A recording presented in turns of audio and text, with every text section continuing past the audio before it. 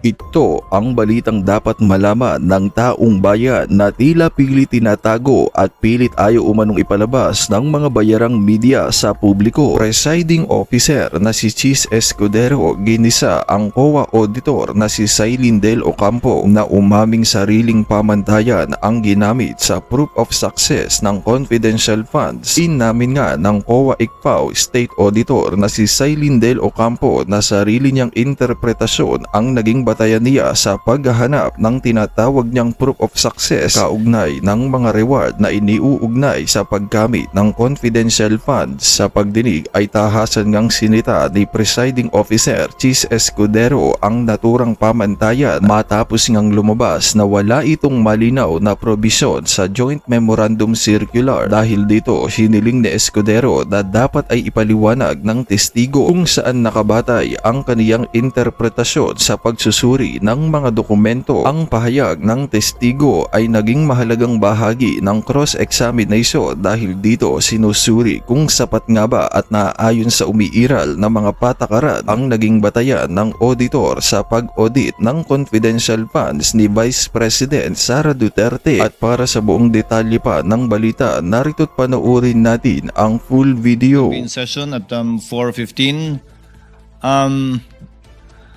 So that we can dispense with the witness already. Just a few questions, Sailin. Wala pang NFD lahat ng pondong pinag-uusapan natin. Fourth quarter of 2022, the first 3 quarters of 2023 for DepEd and OVP. Opo, wala pa pong NFD. So wala pang final decision lahat ng ito. Opo, tama Pag po. sinabi nyo nag-demand kayo ng restitution, ang ibig sabihin lang naman ito, kinarga nyo na as an unliquidated cash advance yung mga yung mga dinis-allow ninyo. Opo, tama po. Yun lang naman po ang ibig sabihin nun, di ba? Hindi naman ibig sabihin, isoli mo, bigay mo yung pera sa akin. Ibig sabihin nun, ilalagay namin yan as unliquidated cash advance during the pendency of the notice of disallowance. Yes po, kasi may mga remedies pa po sila. Kasi hindi pa nga final at wala pang NFD. Opo. Tama po? Pangalawa, ano po ba pagkakaiba ng disbursement sa transfer? Illegal mag-transfer ng pera ang SDO sa isang non-SDO, pero pwede po ba siya mag-disburse sa isang non-SDO o unbonded na tao? Hindi din po pwede, hindi rin po niyang ibigay yon sa unbonded na tao. Recipient na po yun eh. Yung sa disbursement po niya, opo, hindi banded, pero kung dapat po diretso from the SDO to the recipient of the confidential fund po. So, ang disbursement pwede sa non-bonded na tao, ang transfer ng pondo sa non-bonded hindi pwede. These are technical terms. Opo. Di ba? So, kung ang pinagbigyan ay recipient, pwede yon kahit non-bonded. Opo, kasi siya na yung talagang recipient nung confidential fund. And as a final question, Sailin, I checked the transcript which the court took judicial notice of. I would like to ask more eyes to look at it. Hindi ko nakita sa transcript na sinabi ni Gina Acosta na binigay niya kay Lachica lahat for the fourth quarter of 2022 and the first 3 quarters of 2023. Medyo may ganung punto pa si Eduarda. Pero kay Gina Acosta, maliwanag na binigay niya yung 125 ayon sa kanya kay Lachica sa last quarter, pero hindi ganun kaliwanag na yun din ang ginawa niya for the first 3 quarters of 2023. Ano po ba particular yung pinagbasihan yung dokumento nung binanggit niyong dinis-allow namin agad dahil sabi niya Acosta, binigay niya lahat kay Lachica. Hindi ko po makita, baka pwede niyong maituro sa TSN kung saan. Yun po kasi ang pinanghawakan namin doon, yung general statement niya na yung ginagawa nila is ibinibigay niya kay Colonel Lachica yung confidential fund po. Pero ang tinutukoy po niya ay yung 2025. Yung general statement po ni Eduarda, yun ang tumutukoy sa confidential fund ng DepEd para sa 3 quarters ng 2023. Pero hindi po pareho yung statement nila ni Gina Acosta na ganun kaliwanag na yun din yung ginawa niya sa first 3 quarters of 2023. Ano po ba yung particular na pinagbasihan niyo? When you say general statement yung pinagbasihan niyo, yung narinig niyo po ba o yung TSN mismo? Yun nga po, yung naging admission niya na binibigay niya kay Colonel La Chica Kindly po. listen, Sailin, yung narinig mo nung nandun ka o yung TSN mismo? Yung narinig ko po nung nandun po ako na sinabi niya na binibigay niya kay Hindi Colonel mo La Chica. pinagbasihan yung aktual na TSN na marahil mas maliwanag tungkol sa bagay nito. Opo. So based lang dun sa narinig mo nung nandun ka. Opo. Thank you, Ms. Eileen. Senator Padilla, yes,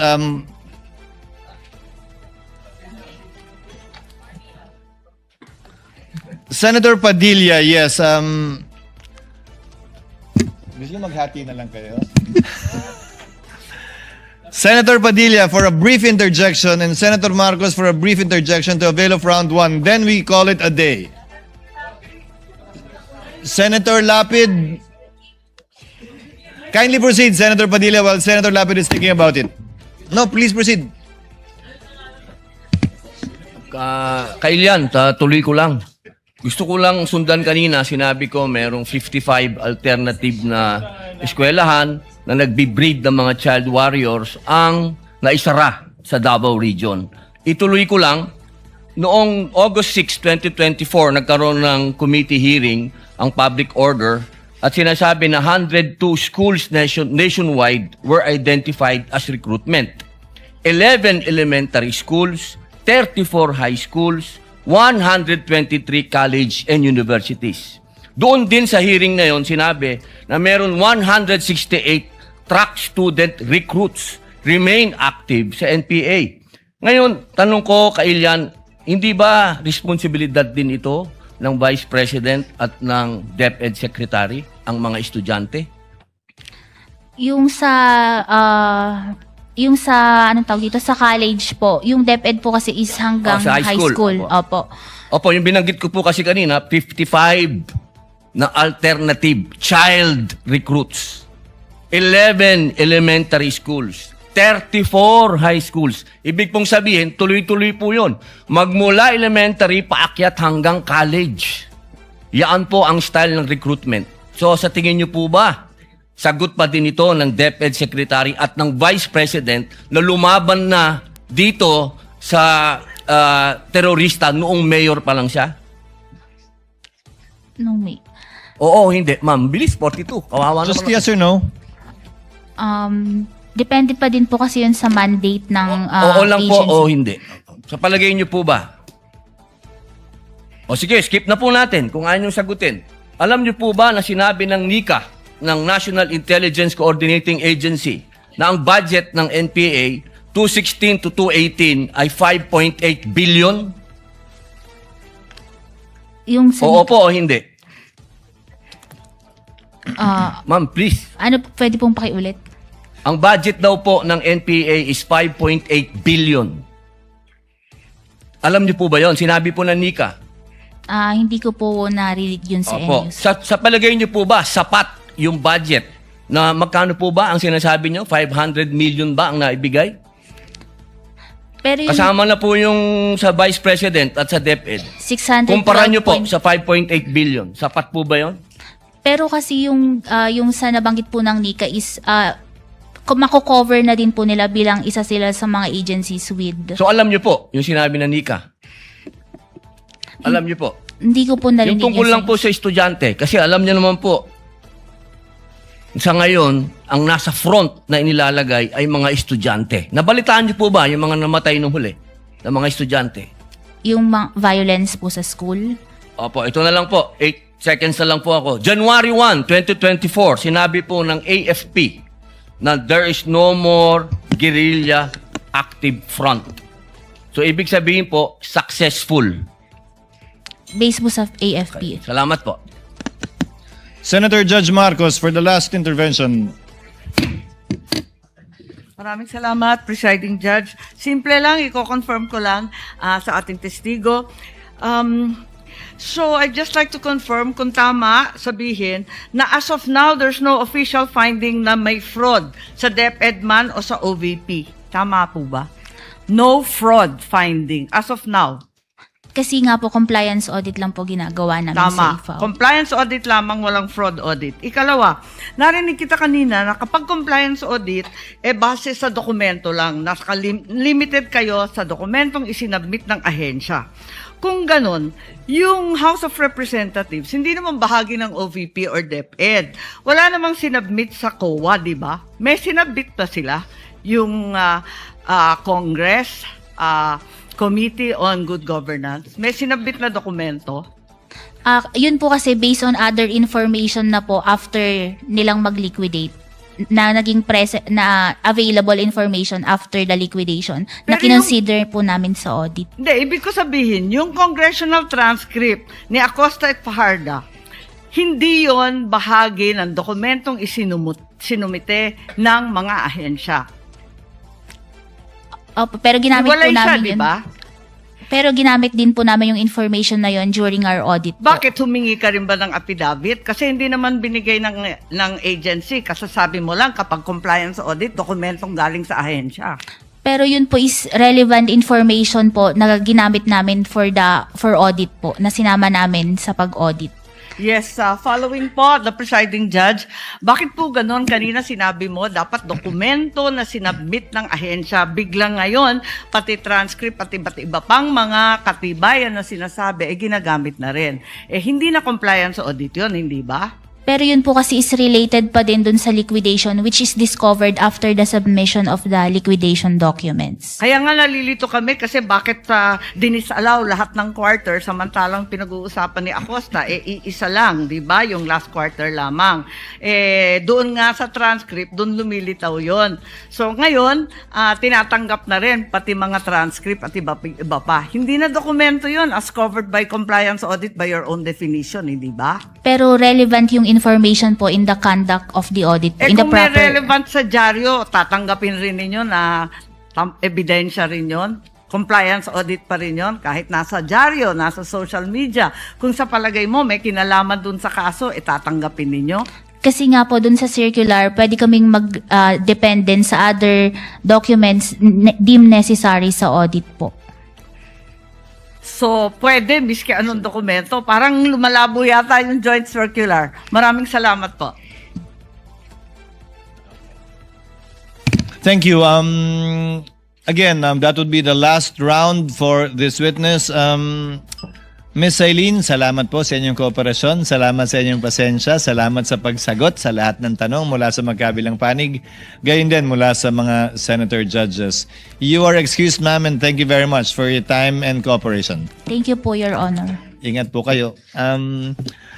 As I understand it, we issued subpoenas for Fajardo, Acosta, and Pareja for only up to today. Will we be issuing subpoenas for the three witnesses again for Monday, Tuesday, and Wednesday, lead prosecutor? We confirm, Your Honor. We just want to put on record that Can you we place on are- record the order? Yes. We are moving for the reissuance of subpoena ad testificandum for the following trial dates, August 17, 18, and 19, to the same witnesses as follows. One is Ms. Marivic Pareja, the House of Representatives Legislative Information Bureau Director. Second is Ms. Gina F. Acosta, the former Special Disbursing Officer of the OVP, or Office of the Vice President. The third is Edward Fajardo, the former Special Disbursing Officer of the Department of Education. We understand, Your Honor, that the Honorable Impeachment Court already noted the respective addresses. However, please note that the subpoena for Edward D. Fajardo must be addressed to the Office of the Vice President as well. Yes, Likewise, Your because Honor, he's already transferred to that office. in line with our intention as well to maximize our time in presenting the prosecution's witnesses, we are likewise requesting for the issuance of subpoena ad testificandum to Lemuel G. Ortonio, Assistant Chief of Staff of the Office of the Vice President, with the same address at OVP Office, Your Honor, in Mandaluyong City. So this is the fourth one. Sorry, Your Honor. This is the fourth one. This is the fourth one, Your Honor. And we would like to put on record as well that the written manifestation with request for subpoenas ad testificandum has been furnished to the defense and has been filed with the Office of the Clerk of Court of the Honorable Impeachment Court. And the chair would like to remind the lead counsel to kindly furnish the counsel for the respondent any requested stipulation for documents you may want to prior to the scheduled trial of on Monday. So hopefully within the day or tomorrow, so that they can already comment on it in open court on Monday. We submit, Your Honor. Your Honor, Any other matter you want to take up, counsel for respondent? Your Honor, good afternoon. I confirm receipt of the manifestation with the request for subpoenas ad testificandum for the 4 intended witnesses of the prosecution for next week. I would just like to inquire the order in which the prosecution intends to present these 4 witnesses, specifically who would be their witness on Monday, Tuesday, and Wednesday, just for our guidance. I believe it is in the order stated: Pareja, followed by Acosta, followed by Fajarda, and then Ortonio, Your Ortonio. Honor. We confirm, Your Honor. In that order. So the subpoena for Ortonio will be issued only on 18 and 19 for sure, because surely we cannot take him up on the 17th. Thank you for the clarity, Your Honor. Second item is that we also would like to confirm that as of today, in response to the directive of the presiding officer, we have not yet received any request for any potential stipulations or any factual stipulations the prosecution intends to ask from the defense. However, the more important manifestation that I would like to make today, Your Honor, is in relation to a social media post that I happened to see. And this was posted at 11:29 a.m. by one of the private prosecutors, Attorney Amando Virgil Ligutan, posting that a principal or lawyers and law students know by heart misleading questions are not allowed even in cross-examination. Now, this was posted and picked up by Inquirer.net at 11:29 a.m. today. And I surmise that this has something to do with the exchange between the private prosecutor, Attorney Kapunan, and the defense counsel, Attorney Ferrer, on the matter of the cross-examination question that Attorney Ferrer asked the prosecution's witness. And I have here a transcript because I find it troubling that a private prosecutor would do this in the middle of a courtroom hearing. Because as far as I'm concerned, impeachment court is also a court of decorum. And the rules on impeachment under Rule 18 actually prohibits participants, especially lawyers, from commenting about the merits of the case. Now, one may argue that this isn't about the merits of the case, that he probably was just commenting about what ought or ought not to do in a cross-examination, but we're not naive. What the private prosecutor is talking about, he's here. He can explain it. He can explain himself if the presiding officer so desires. But I really just find it in bad taste to do this at this time. And I think it is inappropriate to do that to a fellow member of the bar, because even as we sit on the opposing side of this hall, we remain to be both members of the bar, and as officers of the court, we owe each other respect, politeness, or even kindness. And it doesn't take one to be a lawyer to know that the first thing that our parents teach us to do is humility. Your Honor. No, I'm not yet done, Your Honor. In fact, I have asked one of our lawyers to review the actual transcript from the video that transpired between the prosecutor and Attorney Ferrer, and it would seem that in the heat of the exchange, or in the passionate exchange of the arguments between the prosecutor and Attorney Ferrer was not even actually referring to misleading questions as allowed, as implied in the social media post of Attorney Ligutan. In fact, it's here. The court can confirm this from a replay of the video. Attorney Ferrer, sinabi ho ba yan sa JC na dapat may mahuli? The witness answers, ang nakalagay po kasi sa JC under 4.8.2 ay proof of success. Attorney Ferrer, hindi. Sorry, Your Honor, please. Attorney Kapunan, let the witness answer, Your Honor. Mr. Presiding Officer, can the counsel be instructed not to stop the witness mid-sentence, Your Honor? Attorney Ferrer, Your Honor, please, can the witness be directed to just answer with yes or no? The counsel has her time to ask clarificatory questions later during redirect, Your Honor. And Attorney Kapunan, not all questions can be answered by yes or no. This is the meat of the contention of the argument between Attorney Kapunan and Attorney Ferrer. Attorney Ferrer responded, I am on cross, Your Honor, please. And the presiding officer said, counsels. Attorney Kapunan responded, never mind if you are on cross, Your Honor. There are limits to cross-examination. Misleading questions are not allowed on cross. This was the first time that the matter on misleading questions was actually raised by Attorney Kapunan. And Attorney Ferrer, for some reason, said they are allowed, but she was pertaining to the fact that the questions to which a yes or no answer may be answerable are allowed. She's not referring to misleading. I mean, you know, in effect, Attorney Ferrer was only saying that leading questions are allowed on cross-examination, not misleading questions, and yet we have a private prosecutor immediately taking to social media and posting this, implying something against the defense counsel. We will not have this. Your Honor, in the interest of fair play, may I request that the counsel for the panel of prosecutors, Attorney Virgil Ligutan, be recognized, Your Honor. Unfortunately, counsel, no, the presiding officer will not allow that at this time. The presiding officer takes in advisement the manifestation of the counsel, the lead counsel for the respondent, because quite frankly, Honorable Luistro, I asked the clerk of court to monitor the public statements of the counsels of the parties this past week.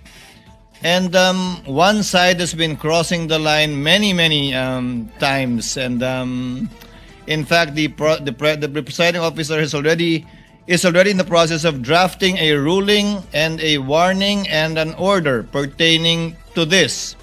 Because clearly, I can even name all of you who have been commenting on social media in violation of Rule 18 of the impeachment rules. But I will do that on Monday, perhaps, after taking advisement the manifestation of the counsel for respondent.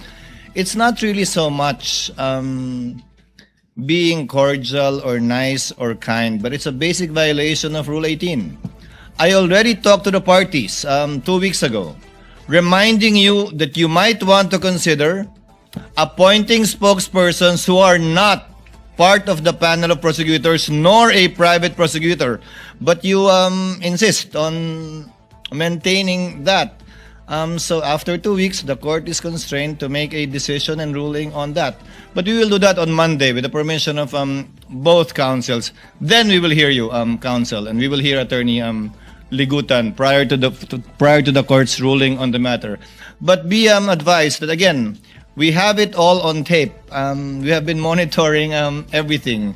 We may not enumerate it one by one, but we will make the corresponding ruling on Monday. Thank you for bringing that up, counsel. It gives me a reason to actually issue the ruling, which we have prepared and have been preparing the past few days. On Monday, Attorney Ligutan, we will hear you before we make the ruling. Thank you. There being no other matter to be taken up by the trial and by the court, we hereby adjourn until Monday, August 17, still at 10 a.m. Thank you, Your Honor. Kaya naman anong masasabi mo sa balitang ito? Kung mayroon kang hinaing at komento ay mag-comment ka lamang sa ibaba ng videong ito. Maraming salamat.